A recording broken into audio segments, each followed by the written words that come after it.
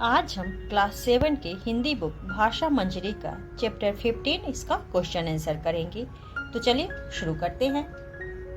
Chapter 15 आया बदलाव। Question number 1 है, मैं अपने अंदर कई तरह के बदलाव महसूस कर रही थी।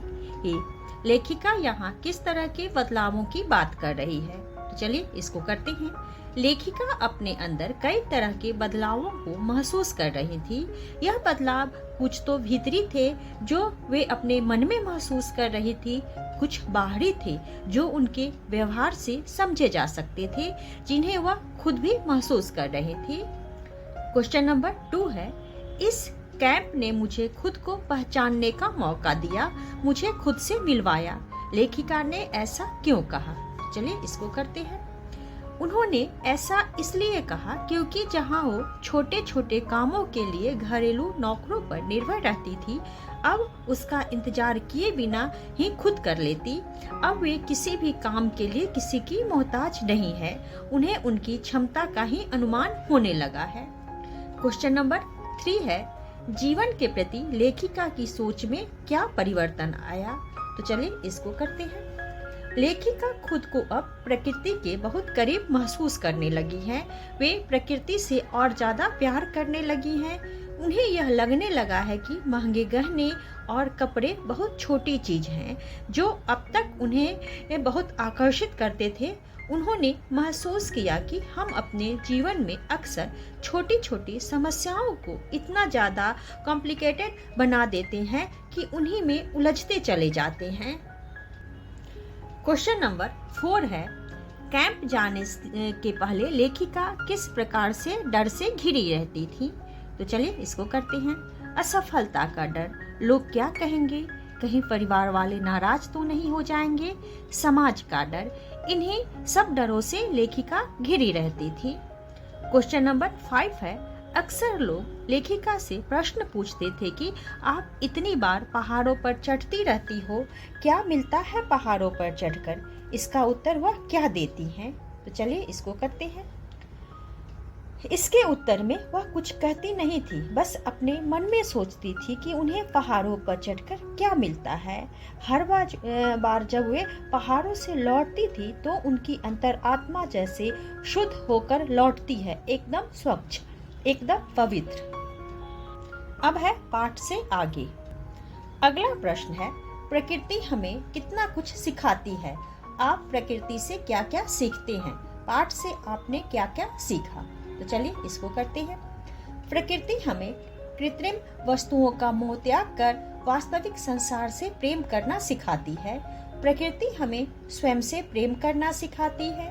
हमने पाठ से सीखा कि प्रकृति लेखिका का जीवन के प्रति नजरिया ही बदल देती है।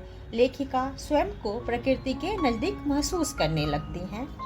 अब है आपका अनुमान एवं कल्पना।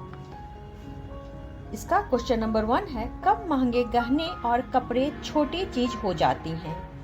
तो इसका आंसर होगा, जब प्रकृति से प्यार हो जाता है तब महंगे कपड़े और गहने छोटी चीज हो जाती हैं।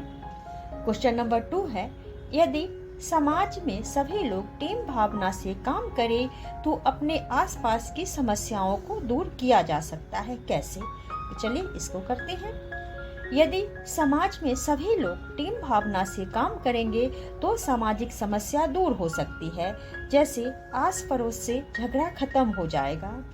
अब है भाषा संदर्भ। इसमें है निम्नलिखित, इसका क्वेश्चन नंबर 1 है, निम्नलिखित शब्दों का विलोम लिखिए। स्वच्छ, पवित्र, सकारात्मक, शिकायत।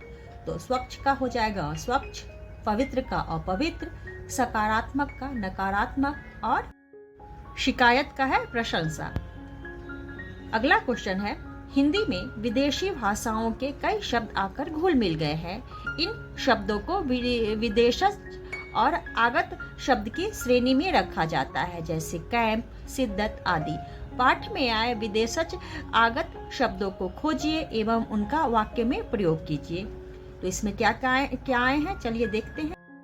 बेसिक, बेसिक से वाक्य बनेगा, पर्वतारोहियों के लिए बेसिक ट्रेनिंग लेना अनिवार्य होता है। फिर है सेकेंड इसका एडवेंचर, नौजवान युवक एडवेंचर कैंप को पसंद करते हैं। सर्टिफिकेट, झारखंड सरकार प्रत्येक वर्ष सर्वश्रेष्ठ किसानों को सर्टिफिकेट देती है।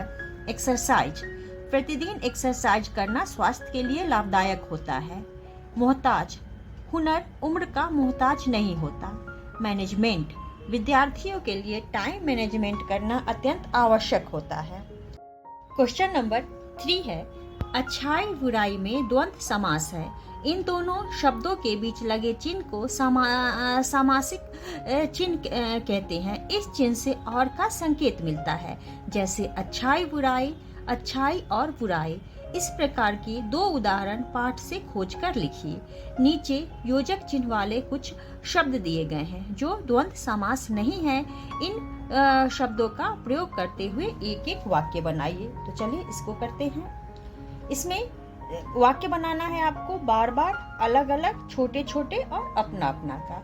तो इसमें पहले का जो आंसर है वह है द्वंद्व समास के 2 उदाहरण हैं, रहन सहन और आसपास। अब चलिए वाक्य बनाते हैं। बार बार, चिड़िया बार बार खिड़की पर चोंच से वार कर रही थी। अलग अलग, बंटवारे के बाद भारत तथा पाकिस्तान अलग अलग हो गए। छोटे छोटे, कौवे ने छोटे छोटे कंकरों से घड़े के पानी को ऊपर तक ला दिया। अपना अपना, मोहन और सोहन ने अपना अपना घर खरीदा। तो आज के लिए इतना ही। अगर आप लोगों को यह वीडियो पसंद आए तो वीडियो को लाइक करें और चैनल को सब्सक्राइब करें।